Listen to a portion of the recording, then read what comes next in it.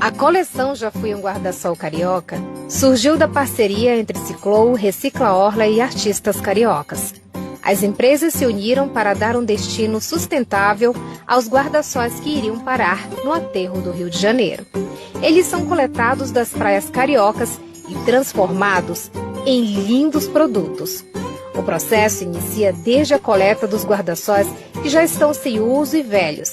Depois, vão para os ateliês dos artistas que fazem a mágica acontecer. São lavados, higienizados e ganham forma.